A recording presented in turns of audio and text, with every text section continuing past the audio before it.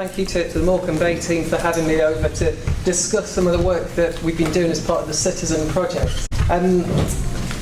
It's kind of quite fortunate what Professor Bell finished on, because I'm going to try and pick up on some slightly different themes, and that is mainly how the way that our project has been structured, how we've been working with communities and volunteers to record intertidal archaeology has actually been really rather helpful. And the kind of point that I want to make with this presentation towards the end is that Citizen science, and I'll explain why it's spelled like that, is an effective way of recording intertidal archaeology, and I kind of want to demonstrate it with this map with lots of dots on it. But I think before I tell you what the dots are, it's probably best to go through a little story of how we got to this stage. So I wanted to talk to you about three things today. The first is, what is Citizen? What is this project we've been working on for the last sort of 3 years now? The second thing is a specific look at Citizen on Mersea Island, and that's Mersea in Essex, not the closer version. And also the last part of this is the third part is discoveries, the juicy stuff that our volunteers have managed to come across on their travels around the foreshore. So, first of all, what does it stand for? It stands for the Coastal and Intertidal Zone Archaeological Networks. Quite a mouthful, but it's quite a good one. And of course, it's very well sponsored, as these things generally are. It's a national project to look at the coast of England. And the primary sponsor, you may be familiar with these folks, this is a Heritage Lottery Fund. And they funded this project to the tune of just over £1 million, with some investment from the Crown Estate and also from the National Trust. So this is rather a well-funded project, really, and with rather big aims. And we also had some support from various other institutions, the CBA, MOLA and Historic England. Historic England very kindly providing dating and analysis services throughout the life of the project. So what was it all about? Why did this come about? It was essentially, it's a response. It's a response to a few different events that had happened around the coast over the last sort of 5 to 10 years, and a reflection on some of the work that had been done in the Severn Estuary and other coastal areas. And it's really a threat of erosion to our coastal heritage assets, particularly by a changing climate, so changing weather patterns around the coast, more storm surges, sort of harder weather events that seem to be peeling back layers of the coastline and revealing and also destroying a lot of archaeology. And this map on the left it's provided our sort of baseline data set really for the project. Each of these coloured dots, coloured blobs, represents an archaeological site that we know of that's been recorded from one of a number of surveys prior to our project, and each of the different colours represents a different archaeological period. And when we sort of started looking at how these dots might match up with sort of significant and extreme weather events, particularly around the southeast coast and things, where a lot of the damage was being done, it was also concentrated in areas where there appeared to be an awful lot of archaeology. The image on the left is a very interesting book that I would recommend you having a look through if you're really into or wanting to get into the coastal archaeology side of things. It's a review of all of the rapid coastal zone assessment surveys. I don't know if you're all familiar with what they were, but sort of around about the mid-90s onwards, they were sort of commissioned out to various units and local authorities around the country with coastal areas, and they were teams sent to basically do walkover surveys of the coast and to highlight, identify and map the location of any archaeology that they found. Most of those are finished now. Still, I think one just outstanding, but they make for some quite interesting reading, but it's a particularly good book to get into that. So how do we sort of go about trying to address this issue of such a huge archaeological site that spans all the way around the coast? Well, there are an awful lot of coastal communities, so it was decided that using models from the Thames Discovery Programme, and also from projects in Scotland called SHARP, Scotland's Coastal Heritage at Risk project, who'd set a kind of benchmark for training and working with local communities to get them to record and preserve by record archaeology around the coast. And that really is the point of Citizen. It's very much about preservation by record. We don't do excavation, we don't do invasive survey techniques on the whole. In cases where it's deemed necessary to do so, we have done a couple of points, but mainly this is about preservation by record, particularly photographic and GPS location data, that kind of thing. So, as we sort of said, it's really been about trying to set up some autonomous teams that monitor the intertidal zone in their area, near to their communities, near to their towns, villages, estuaries, or wherever they really might want to go and have a look around. We've got a couple of teams here from around the southeast, which is where I've been working on. We have teams all around the country, 3 teams. Well, particularly if we're talking about the southeast. But the way we've gone about this for these groups is to try to train them in some very straightforward archaeological recording. And one of the things that we developed to do that was a smartphone app, which my colleagues Nick is going to be running a workshop about this afternoon, and there's going to be a trip tomorrow. So I won't sort of touch too much on that, but it has been quite an important tool for the project in terms of allowing people to very easily record objects of interest, sites of interest, and to update information that we have about all of these features around the coast. So as I said, we've been split up into 3 teams, 3 teams of 2, so it's been rather tiring. So we have up in the north, based in York, we have Andy and Nick. Myself and my colleague Lara are based down in London at Mola, in central London. Then we have a team based down in Portsmouth. And from there we've been sort of driving around and checking out sort of in the first year where we might start to focus our interests and where are established groups that we could kind of hook into and start to develop. And the map on the right is the southeast region. That's 66 separate little pins on there, and that's 66 sites that Laura and I have driven to, which it's been a lot of driving. But it's been very lovely. We've gone to some fantastic corners of the coast that we really wouldn't normally go to for any other reason, I suppose. So the types of coastline that we encounter in the southeast, which I'm sure you're probably very familiar with, but just to go through them, we have a lot of estuarine environments, which of course, like the Severn, are home to huge, expensive mudflats. We also have quite extensive shingle coastline in the southeast as well. This is Orford Ness. I don't know if any of you have been there. It's a really rather weird and wonderful place. It was a former atomic weapons research facility down in Suffolk, which is now owned by the National Trust, which you can go and visit. But it is an entire shingle island now, and it has a hugely dramatic coastline. And that the shoreline just here can move by as much as 5 metres in one event if there is a major storm or weather event. And it also, the same happens for deposition in the area as well. It can move forward and back by huge amounts, so it's either covering up archaeology that we were recording, or it's having it away. So hugely dynamic there. We also work on some iconic crumbling cliff lines, the beautiful white chalk cliffs of the Sussex coast and around Kent, and those sorts of areas there. So lots of things like shipwrecks and bits of First World War U-boat and that kind of thing that we've been recording in and around those areas. So just to kind of highlight the threat for what I'm going to talk to you about on Mersea Island, and just excuse the blurry nature of these aerial photographs. I had to pluck these from Google Earth because they handily have the time slider feature on them, which works quite well, because we don't have too many aerial photos of this part of the island going back in this sequence. But this is from 2000, and the multiple crosses and points that you can see on there, they're the results of a DGPS survey that we did, and it's one of the first things that we surveyed on Mersea Island, because the locals were quite curious as to what it was, but also why it kept appearing in the kind of scale and frequency that it was. But this is in 2000, and I've drawn the blue line, just represents basically the water line there.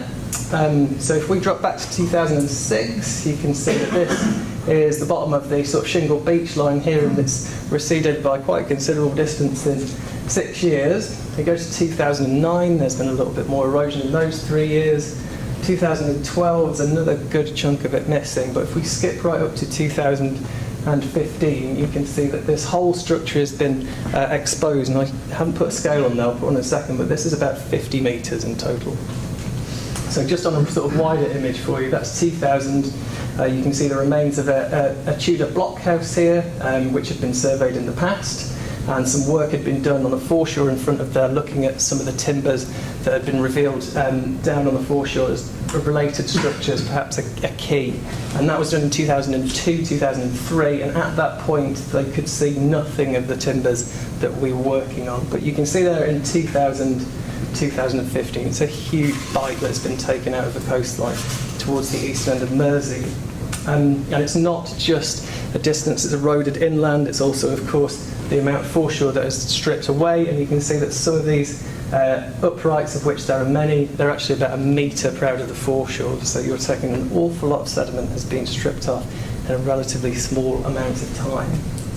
And this is kind of a similar pitch that we get all around Mersea Island. We've got considerable erosion taking place in various different places, and it does reveal, and I'm going to show you quite a few more pictures in the discoveries, but it does reveal some quite beautiful, quite elaborate, but also quite fragile structures like this wattle work running between all of these upright posts that we have at the eastern end of the island. So what we do find is that when we get exposures like this, there isn't long to record them. There isn't long to record them accurately and in significant detail, and that's why we've been trying to teach and train our coastal communities to monitor and return to these places so that they can capture exposures like this on our behalf. So, how do you set up something like this in a coastal community? Well, I've kind of been quite fortunate.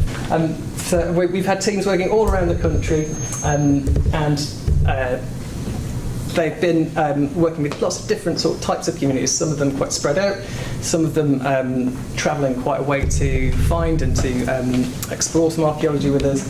But unfortunately on Mersea, I've got kind of quite a captive audience. I'll tell you why. If you're not familiar with where Mersea is, it is down in Essex, over here. It has a relatively small population of just over 6,000 folks. And it sits at the mouth of the estuary here. So this is the Blackwater, and this is the Colne River. So it's kind of at the confluence of these two rivers. So it's a tidal island. It's one of very few tidal islands, really, I suppose, left in the country. But yes, it's kind of, I suppose we could call it a captive audience, I guess. And up until the point that we began survey there had been some but relatively limited foreshore survey that had been undertaken. The Hullbridge survey through the 1980s was a very extensive survey that looked at the Essex coastline, but when they visited Mersea, and again when they visited with the rapid coastal zone assessment surveys in sort of mid-2000s, there were only kind of a handful of sites that they discovered, something in the order of about 18, 19 or 20 kind of unique finds locations that they'd spotted on the south side of the island. So it was kind of a bit of a blank canvas. But it wasn't somewhere that we initially went to have a look around, because in the beginning there was Jim. And Jim is, he's wonderful. Jim got in touch with me, he gave me a call. He'd been on the internet and he'd done some Googling and he'd heard about our project. And Jim's lived on the island for all of his life. And he said, "Oh, Oliver, I think you should come and take a look at what we've got on Mersea, because there's some curious stuff popping out of the mud these days, and it'd be nice if you could shed a bit of light on it." So that's fine. So I went over and I met Mark and Jane, who were introduced to me by Jim. We met at the Art Cafe and we had a little bit of a sit down. And we had a talk about what they wanted me to do, what they wanted us to look at. And they said, "Well, you know, why don't we get a few of the folks together that we know on the island, and we can show you around a bit if you want." So I said, "That's all right." So Jim introduced me to Dan and his son Bubby, who are the local oystermen. Mersea, of course, famous for its oysters. And it turns out that Dan and Bobby also like the Art Cafe, and we had another meeting there, and we were able to put on our first event, which was just a handful of folks in the local community centre. And we had a little sit down, I introduced the project, and we started to get some ideas about where might be a good place to go and investigate around the island. So on the back of that, Sue and Tony worked at the local museum, who were very interested because they have quite a large collection of foreshore finds, and they wanted to perhaps put an event on for the museum members. So we put a second event on, and we involved the local community centre. And at the second event, we met Jay as well. Jay works for the local paper, the Mersea Courier. Jay also likes the Art Cafe. So we had another little meeting, and Jay provided a slot for us to get a bit of a voice in the community. He runs the local paper, so he gave us a monthly slot in the paper to kind of start updating people about the work that we've been doing. So all of this has taken place without me virtually doing anything apart from turning up to meet Jim. So after the second event, I know this is messy, but it's not going to go much further than this. After the second event, the museum wanted to put a third event on, at which we were able to launch an oral histories project to try and record some of these stories about what some of the oystermen and also some of the fishermen had been finding all around the island over the many years that we worked there. And we also had a little experiment of putting something in the paper called Mersea Memories, where they gave us very kindly the centerfold, the center spread on the paper, and we printed basically a big map of Mersea and just said, if you found anything since the 50s or you've got any stories to tell, just draw some shapes on the map, whatever it is, drop it in at different places around the island, and we'll have a look. It'd be great to see what you guys have found. Quite a few of them got returned, actually. It was a bit of an experiment, and we weren't sure it was going to work, but it's actually led us to look at some very specific areas around the island that we're able now to look back through people's personal photo records and see changes on the foreshore as a result of trying to engage the communities in this kind of way, which has been fab. So I think if you're kind of keen-eyed, the thing that you'll notice about that is that the Art Cafe is absolutely thrilled that we're doing some work on the island. But joking aside, just going through this network and getting to us here, we've managed to speak to, take people down to the foreshore, just over 600 people on an island of 6,000 odd folks who hadn't really been engaged in a community archaeology project like this before, and certainly not one that specifically focused on the coastline. It kind of reflects in the number of people that we've had coming to our training events, and by training I mean weekend events where we teach folks how to use our app, but also some basic archaeological recording methods on the foreshore. So we will go down onto the site and we will set up some planning frames, do some drawing, do some sort of very gentle cleaning of the sites, photography, some 3D photogrammetry, which has been a huge boost to the project for the exact same reasons that you've already heard from Professor Bell. Very limited tidal windows to work in, and that's the best way we've found to record most of the sites. But these are weekend events that we've done, so we've had a growing number of people interested in these. We've had an even better number of people interested in basically a lecture series that we've had on the island, and we tried to put that on to reflect the different finds that we've been making at the time. And this has been wonderful. What started with a really small group of people over the space of about 18 months has grown to a really regular and sizable audience that are coming to engage in coastal archaeology, which is fab. Quick picture of one of our teams, and the thing that I love about this image is that you can go down onto the foreshore and you can find some really fascinating stuff. Everyone's having a great time, everyone's engaged and interested. Someone opens a cake tin and they're gone. But this is kind of it's a good image because it has a few different folks that are really important. So this is Mark here, it's his wife Jane who's opened the cake tin. This is Jim just on the left, and Jim has not only taken the time to invite us to his island, but he's also provided a huge amount of equipment and kit. Jim has a drone, Jim has a DGPS equipment, none of which the project was actually initiated with. So Jim has flown upwards of 10, 11 hours of aerial footage and around the Blackwater estuary, and he actually surveys for the Environment Agency, so all of the material he produces is of really high quality, and we get digital elevation models, terrain models, everything that you could think of. Mark, quite fortunately, is an expert in salt marsh erosion, extremely handy for us. It's all kind of very fortunate, but I think the point I was trying to make is that just by speaking to a small handful of people, the interconnectivity of communities still seems to exist quite strongly on the coast, and there's an awful wealth of skills to be plugged into. And also what's been really heartening about the work that we've been doing is actually kind of the range of people that kind of skew from the usual demographic of folks who come and do archaeology. We've had little Ewan down here, he's 9 years old, he's been with us on several trips with his parents and he absolutely loves it. We've got folks travelling from London now to come and do some work with us, but in the main we have a couple of A-level students, degree students, you name it, everyone's kind of come to get involved in Mersea. And it's been great. Again, it's kind of just been through word of mouth of the community. And so in that sense, has it brought people together as something that they can enjoy and they can experience? And it turns out that yes, they have. This is the most heartening kind of bit of feedback I think we've got from the whole session, which was just sort of saying that for a lot of people in this community, a lot of the older members of the community, is the first reason that they'd had to come out and kind of engage in something going on the island again, because they felt they had something to contribute to what we were asking. And they certainly do. This is the picture on the right. This is Our final lecture that we put on, we had the Natural History Museum sent a few folks along to come and talk about woolly mammoths, and I'll show you the reason that talk was put on in a sec. So one of the kind of the findings that we've had, or that I've had from running this project, is it might be obvious, but it's worth kind of bearing it in mind if this is something that you're to try and set up or to get engaged in, is that there is a fascination about what is revealed when the tide goes out, and I think that's very much because it's so visible, of course. There's not really any extra excavation that you have to do to reveal these mysteries. It's kind of all there in front of you, and to watch that change and shift and new things appear is quite magical for a lot of folks. So there's something to tap into there.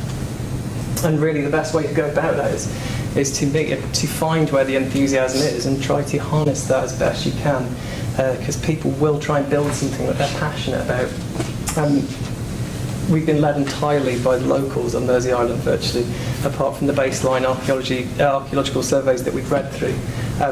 Their stories about how the coast has changed, how the eel grass has moved from the island, how the salt marsh has changed, all this kind of stuff. Also a lot of stories about finds, which people were very reticent to kind of come and talk to us about initially because they thought we were going to take them back off them. So there's been no finds amnesty on Mersea Island, but there have been an awful lot of pictures of some rather incredible finds on the island that I'm trying to catalogue, and hopefully everyone who's donated the images will be happy with me sort of sharing them. To kind of add to, as Professor Bell was saying, trying to add to the story that's going on terrestrially as well as what's happening out on the foreshore. Communities are indeed brimming with skills, as I've said, lots of different folks, lots of different backgrounds, lots of different interests. But the thing to kind of make this all work is really to bring knowledge to them. So that's why these lecture series have been so successful, I suppose, is because it's their chance to meet someone with the knowledge to ask the questions about what's currently the flavour of conversation on the island, and to bring opportunities for them to get involved in that. And lastly, it's taken kind of an awful lot of commitment to this one project. We have been working all around the southeast coast, but Mersea has taken an awful lot of my time, and I've kind of managed to get an awful lot of very good friends on the island, which has been nice. So we have offers of, I think we've got offers of 4 boats if we ever need them. We have barns to store equipment in. We have houses to sleep in. We have the kind of the works, and it's all by spending the time to care about what these folks are interested in, I suppose. So, what have they actually found? There's a few sites that I want to talk to you about, and we shall start eastways and head over to the west.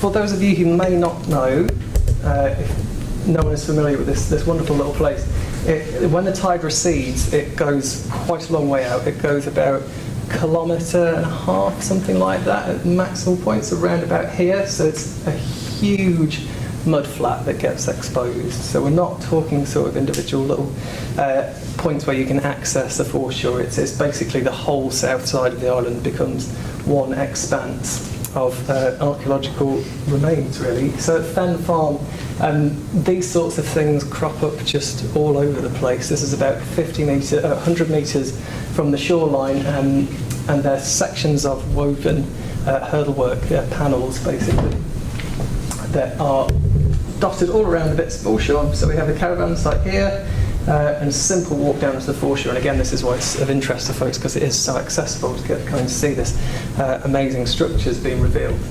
And here we are in one of our aerial surveys from Jim. So we've got the 2 sections of hurdled panels here. Might not be able to make it out, but here we've got sort of around, I think, 35, 36 1 by 1 metre pits that are all over the foreshore, which we've checked. They're not bait digging holes, we've been assured about that. We've got evidence of some rounded structures appearing out of the foreshore down here, and also little bits of pottery keep cropping up as well. Complete Roman black burnish ware rim was found by Jim on one of his surveys. We also have a huge number of lines of posts. The Blackwater estuary is quite famous for its Saxon era fish traps, and these are very extensive structures, some of them up to 800 metres in length, some of the arms of these fish traps. So there's a very, very, very productive fishing industry going on in the area, and one of the things that we'd like to work a little more on is trying to establish a chronology for that around the island, because We've been taking samples of many of these features for historic England to date for us, and at the moment they're all sat in their fridge in Fort Cumberland down in Portsmouth, ready to be dated, but we do have some dates on certain bits around the island. So Cooper's Beach, this is kind of the biggie. We've had some former residents crop up. That was before we got there. This is Iron Age remains that were found just offshore. But there's a bit of a history of remains cropping up around here. This is an extremely tactfully conducted excavation by the local constabulary, and this is in the 1960s. And there are actually records of human remains popping up in 3 sort of specific locations around the island. Over the last kind of 100 years, there's some quite good records in the museum that document findings on the beach, but they're starting to happen with a little more frequency at Cooper's Beach. But one of the big star attraction, I suppose, for Cooper's Beach was this image that got sent to us. Now, you may remember that chaotic network map that I showed you of the island that Jim had introduced me to Bubby and Dan, the local oystermen. So you can't imagine 2 people better suited for the task of looking for intertidal archaeology. In Dan's words, I've spent 30 years looking at the floor. I should be on your team. I thought, yes, you should do. So he knows this foreshore like the back of his hand, but what he did notice is that this foreshore had changed quite significantly. This is from 2016, this image came. It's about 600 metres offshore, and this is kind of the cryptic image that he said. He said, give it a little bit of a clean off, but you might be interested in coming to take a peek at this. I've found a lot of wood on the foreshore, but I've never found anything quite like this. So yeah, there we are. Indeed, it is around about 650, 660 metres off the shoreline, and we popped out for a day to investigate. And you can see that the feature is just between these 2 ranging poles here, and it's sat in this channel here, which Dan suggested was a bit of a new channel. He said something's shifted on these mud flats. The sand has moved, which is it often does. The sandbars shift around, and things have changed, and you're getting this flowing channel of water that's crossing the mud flats in a different way. And he thinks that's what revealed what he had found. So we've got our team down there, had a sort of half an hour break to clean it up, because again we're kind of against the tide here. And once we had cleaned this thing up, that's what was there. I've got a picture of it in plan for you. This is again from a 3D model we created. It's really rather beautiful. It's quite large as well. Those timbers, the central one is just over 2 metres in length. They're all about 30 centimetres wide. They're about 6-7 centimetres deep. We know that they're made of oak, and we also know that around here there's a huge brushwood raft here. So brushwood's kind of just the smaller bits, as I'm sure you know, the smaller bits of, I guess, your branches and things like that. And that had been laid in a raft and compacted, we suppose. And this extended about 7 metres off in the sort of southwesterly direction. And they have as well, just here, you can probably see that a little bit better in this one. We've got a peg, a stake that has been driven into the foreshore. We had more of those stakes that were following a similar line up into that brushwood raft, and also in both directions. It turns out this is a very large, very nice trackway that Historic England were very keen to get off the foreshore, because it's a rare find for this area of the Greater Thames Estuary, I believe. So we had the team down, we managed to lift this thing. And here's Mark, Jane and Jim, who also lent us their boat as well. But we managed to get those off and float them off. We only had about an hour to do this. And we thought, just as we were leaving, we were better to have a check and make sure there's nothing else, because we've been concentrating just this area. And we had a bit of a walk around, and lo and behold, it turns out there was another plank here with a runner underneath it, which is kind of is one of the construction styles for these trackways to get them over kind of marshy or sort of sodden ground, I suppose, where you have runners here, and then you just sit these larger planks on top of them and pin them down so they don't sink, essentially. So we had one section of it there, but we also found another 2 timbers further to the north of it as well. So in actual fact, we have all on the same alignment, aside from this timber 5 at the top there, something in the order of about 150 metres, if they could all have been dated to be contemporary. And this is just purely from walking around on the foreshore with a small team of people.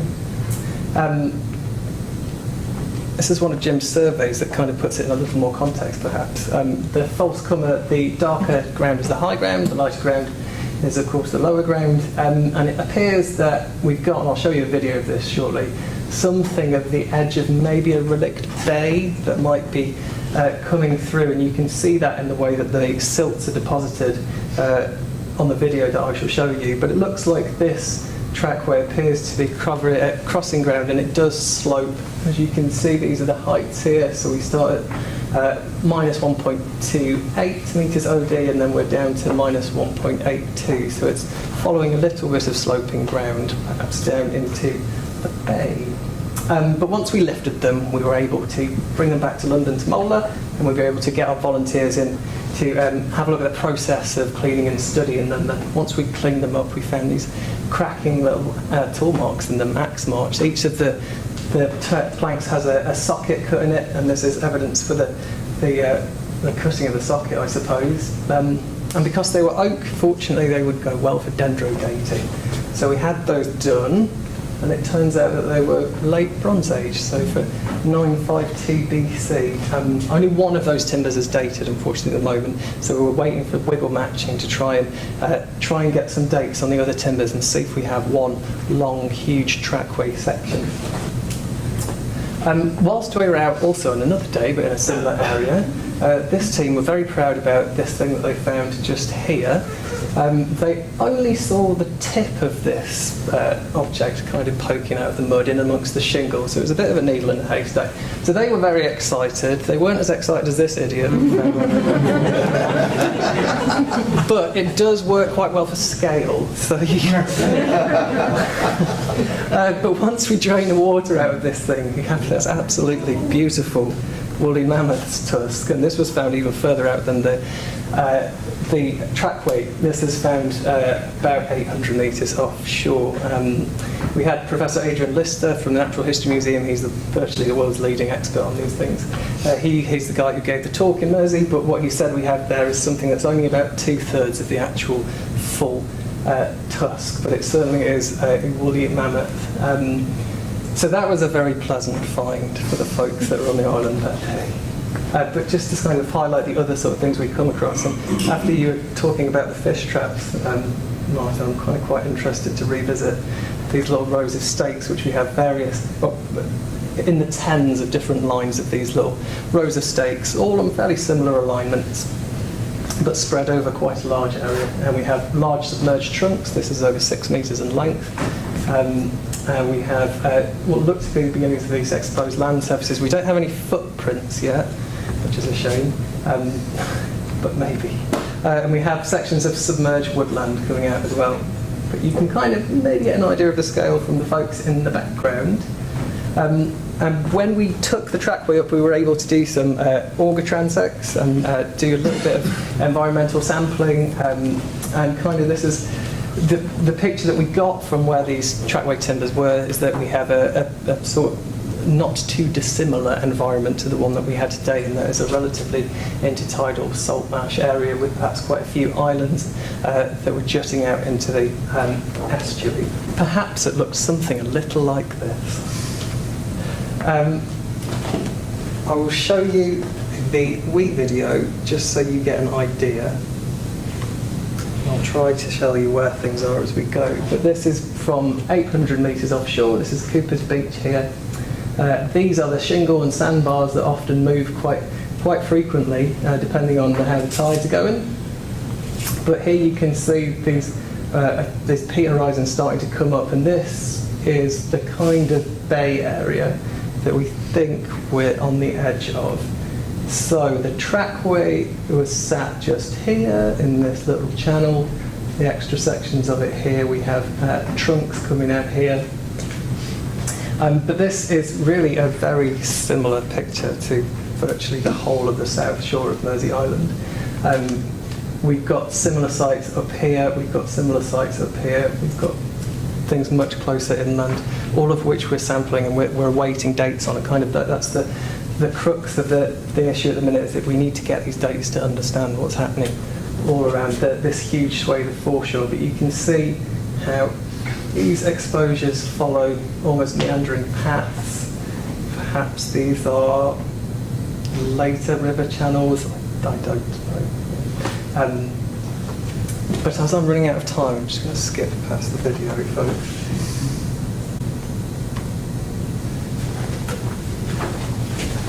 So, last one that we'll have a look at then is Rusel's farm. This is an even longer walk out into the pass. This is over 1 kilometre, there's 1.2 kilometres that we walk out, which is very scary if it's cold and windy. But what we found out here, this is a feature found in the National Mapping Project, and it notices one of these gigantic fish traps that you have on the Blackwater estuary.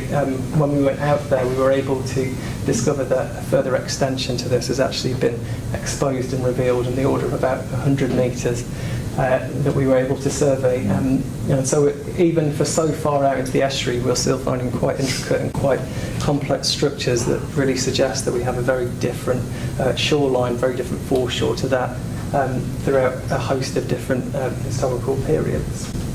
And again, sections of hurdle panel that are just laying around in puddles, basically, that you come across as you walk around. So I think what I'm trying to say to you is that this is an incredibly rich archaeological landscape that we're working on, and there's no way that we could have possibly surveyed the number of things or recorded the number of things that we have without an extremely dedicated volunteer team of getting on 450 people now who regularly go out onto the foreshore for us.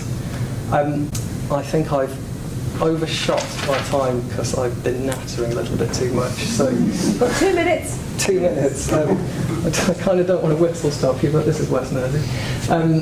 Again, these are pictures that I get from our volunteers. They've been out with their drones and they send me things with lots of arrows and dots going, you should come and have a look at this. When we do go and have a look at this, and on this occasion we did quite a full survey. It was one of our weekends.